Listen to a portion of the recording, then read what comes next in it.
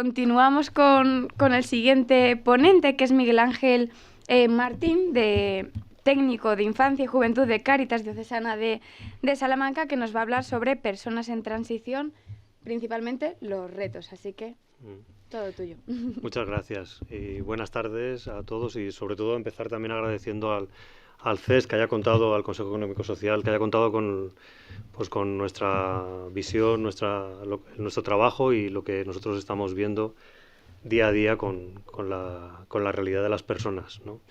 Hablamos de personas en transición en la proyección, que ahora no la estáis viendo, pero bueno, si nos la pones para todos, vale, que tarda. Hablamos de personas en transición porque sí que creemos que al fin y al cabo las personas, pues nos encanta acotarnos, ¿no?, en jóvenes, en infancia y tal, y hay veces que hablamos de jóvenes, hablamos de juventud, hablamos de infancia, pero en realidad teníamos que hablar un poco, como decías tú antes, Jonathan, de juventudes y de infancias, ¿no? Porque lo único que les hace iguales a unos jóvenes y a otros es la edad que tienen. Muchas veces viven situaciones radicalmente distintas en una misma ciudad, en un mismo barrio y en lo rural también. Entonces hablamos de personas en transición porque todos estamos en transición, ¿no?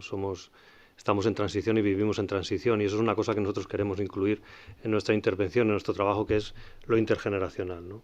Porque podremos solucionar las cosas y no sé si se ve o no se ve, digo, porque no se ve. Ahora, vale, bueno, aquí estaba un poco lo de las personas en transición. Permitidme que empiece con una metáfora, que no es mía, que es de Antonio, que es un chico del barrio de Asperones, en Málaga, que él tiene una metáfora muy interesante para hablar de qué es esto. Él hablaba de su barrio, pero yo la voy a utilizar para hablar de esto de la inclusión y la exclusión, ¿no? Es una metáfora que recogieron una investigación, un proceso de investigación acción participativa que hizo el equipo de Cristóbal Ruiz, que es profesor de Sociología de la Universidad de Málaga y educador de calle de Cáritas en el barrio de Asperones. Y este chico dio un poquito con la clave, con lo que nosotros pensamos que puede ser la clave, ¿no? Porque hay cosas que no se ven, pero que todos sabemos que están ahí. Y él hablaba de que hay unos muros que son invisibles e invencibles.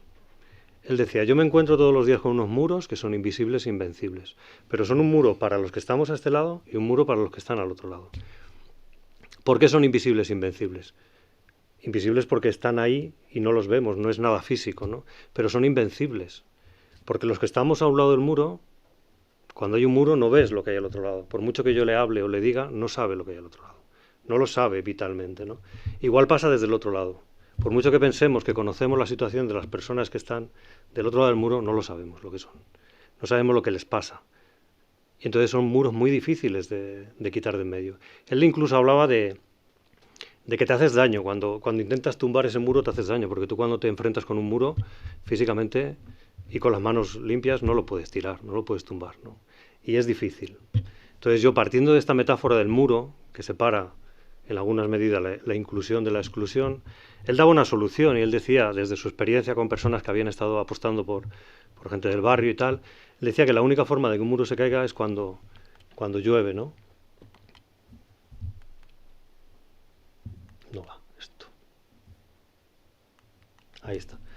Él hablaba de la lluvia fina, que la lluvia fina lo que hace es desmorona un poquito el muro y llega un momento en que el muro se cae y hace que podamos estar en contacto, ¿no? Pues partiendo de esta metáfora del muro invisible e invencible, voy a dar 2 o 3 datos solamente. No lo vamos a poder ampliar, no sé si lo podríamos ampliar, pero no se puede ampliar. Yo lo había hecho para poderlo ampliar. Pero bueno, de 3 estudios que hemos hecho nosotros a lo largo del tiempo, ¿no? Que esos muros están ahí y lo sabemos.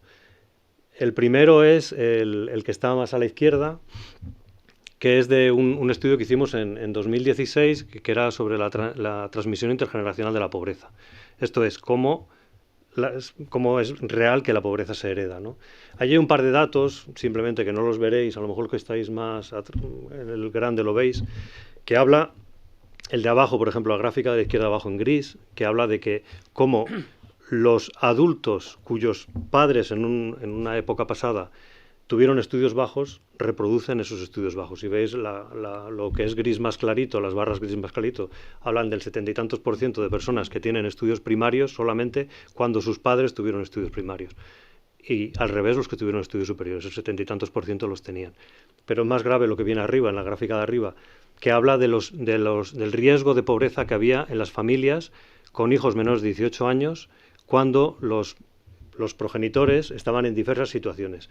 Y cuando la situación es sin empleo, el 80% de esas familias reproducen ese riesgo de pobreza. Eso quiere decir que la pobreza se hereda y el 80% de los niños y niñas que nacen en familias pobres tienen un riesgo de vivir en pobreza. Eso es un muro invisible, pero está ahí y no lo somos capaces de superarlo. El siguiente, el que está abajo en color así como un poquito tostado, que es el último estudio que hemos hecho de FOESA para Castilla y León. Ahí se ve, bueno, un poco que a pesar de que pasan los años, el porcentaje de familias y de personas que viven con una integración plena ha bajado. Y ya son menos del 50% en Castilla y León. Y el de arriba es un estudio que hemos hecho también este año sobre la influencia de las adicciones sin sustancias en niños y niñas. Pues como veis, ahora mismo no veo muy bien lo que pone, pero bueno, que también es más elevado en cuanto a los niños que están en situación de riesgo, las posibilidades de estar en situaciones peores, ¿no?, con estas adicciones. Los muros no se ven, pero están, ¿no? Nosotros siempre esto lo queremos plantear desde una mirada de derechos humanos. ¿Por qué? Porque es la base, ¿no? Porque ahí se están conculcando, se están limitando muchos derechos humanos. Muchos derechos humanos. Entonces nosotros pensamos que esa carta que está desdibujada tendríamos que volverla a revisar e introducir esta mirada en todas nuestras acciones, ¿no? Os voy a hablar simplemente de 3 retos que nosotros vemos un poquito más en profundidad y luego otros poquitos. A ver si... Bueno, sí va. El primer reto que nosotros pensamos, pues que hay que frenar la transmisión intergeneracional de la pobreza. Casi con este me podría quedar. Hay que frenar la transmisión intergeneracional de la pobreza. No es posible que siga habiendo niños que nacen ya para ser padres pobres y formar familias de niños y niñas pobres y viceversa. Eso hay que frenarlo. Hay formas de frenarlo, por supuesto. Unas pasan por el tema económico, por cambios de visión en la sociedad, por intentar seguir siendo lluvia fina que rompa esos muros y los tumbe, ¿no? Otro reto que planteamos tiene que ver con la territorialidad y lo comunitario. Porque es un sitio donde la gente vive, vivimos en un sitio, nos desarrollamos en ese sitio y sabemos que sigue habiendo territorios que se viven en violencia, hay dinámicas violentas culturales en las que viven niños y niñas que luego serán jóvenes y que las reproducen, y hay lugares de segregación. Desde la escuela hay colegios que participan solamente niños y niñas en situación de exclusión, un alto porcentaje muy grande, y eso lo seguimos permitiendo, ¿no?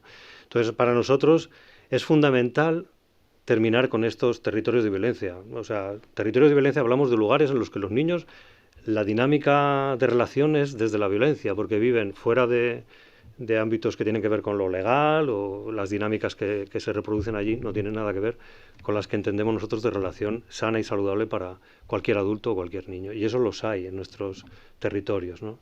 Entonces, ¿para que eso acabe? Pues nosotros proponemos el derecho a la participación y el protagonismo, pero que se ejerza de forma intergeneracional. O sea, el derecho a la participación plena, el derecho a la participación en lo concreto, en lo cotidiano. Hablamos también que tiene que ver mucho con la planificación urbanística de los transportes. Muchos barrios o muchas zonas que están en estas situaciones lo están porque se han planificado para que sean así. Y los conocemos, Y otro, pues por supuesto, tenemos que trabajar y tenemos que avanzar en crear comunidades acogedoras y cuidadoras, en dinámicas sociales donde la ternura y el respeto a las personas estén por encima de todos, ¿no? Eso tiene que ver con el derecho a la convivencia, ¿no? Otro reto. Nosotros detectamos que hay niños y niñas que no tienen esta transición, que no pueden vivir esa etapa de tránsito que es la adolescencia y la juventud. Pasan de ser niños y niñas a pedírseles roles de adultos. Esto es una violencia, ¿no? La LOPIBI está recogida como tal y a nivel comunitario pues existe, ¿no? Existe situaciones en que los niños pasan al mundo adulto sin transición. Y eso no puede ser, ¿no? Porque es necesario tener un proyecto de vida, es necesario tener proyectos de emancipación, es necesario promocionar personalmente, y para eso hay que hacer una transición, ¿no?, en la que hay que acompañar. Para esto, ¿qué es necesario? Pues los retos los habéis dicho antes desde APN, pues empleo digno, una vivienda, formación, titulación, ayudas, pues hay que estar con las personas que están, porque lo que pasa es que, bueno, esto se va para atrás todo, perdonad, lo que nos pasa es que esta situación de la juventud es una de las etapas más, pues que nosotros pensamos y sabemos, ¿no? Que es, ya le doy yo si quieres, que es el momento vital de los fundamentales, donde mayor capacidad de creación, de creatividad, de desarrollo, de interpelar la realidad, de transformar la realidad, tienen las personas en esa etapa vital, ¿no? Y lo que le estamos diciendo es que no hay nada de aquí, sobre todo a las personas que viven en exclusión, ¿no? No hay nada. Entonces nosotros pensamos que se puede cambiar esa señal por una señal mucho más abierta y asentar población joven. Fundamental asentar población joven, pero no solamente territorialmente, sino también socialmente. No sale ahí. ¿Por qué? Los chicos y chicas que viven en exclusión, muchas no se van de Castilla y León, no tienen capacidad o no tienen intención, pero socialmente los estamos perdiendo, ¿no? Estamos perdiendo un potencial tremendo. Por ir rápido, otro de los retos que venía, otros retos que hay aquí, que son estas rotondas que se pues el tema de la salud integral que habéis comentado vosotros, es el tema de las adicciones, CONIS y sustancia, ¿no? Que hacen mucha más mella probablemente en los chicos y chicas que están en situación de exclusión, eso lo hemos visto nosotros en nuestros análisis, y que es difícil salir de ahí. El tema del ocio y tiempo libre saludables, y el tema del derecho a la biodiversidad y el entorno natural. Y por último, pues romper con los estereotipos. Porque fijaros, nosotros hicimos otro análisis, otro estudio con jóvenes en Salamanca, solamente en la ciudad y provincia de Salamanca. Este es un poquito antiguo también, 2019. Había personas en exclusión y personas que no estaban en exclusión. Y todas coincidan en que su mayor preocupación eran esas tres que veis ahí. Los estudios, su futuro y su familia. A nosotros era súper revelador, porque dices, al final todos queremos lo mismo, ¿no? Todos queremos lo mismo. ¿Nosotros qué hacemos? Pues esto. Un poco intentar crear engranajes para que esa comunidad, sobre todo hablamos de animación de las comunidades, sean dinámicas, y por eso hablamos de lo intergeneracional y hablamos no solamente de la juventud, sino de las juventudes. ¿Y ahí qué hacemos? pues muchas cosas, pero intentando que sea dinámico, ¿no? Y que las personas se impliquen en ese dinamismo. Pues nada, muchas gracias por la atención.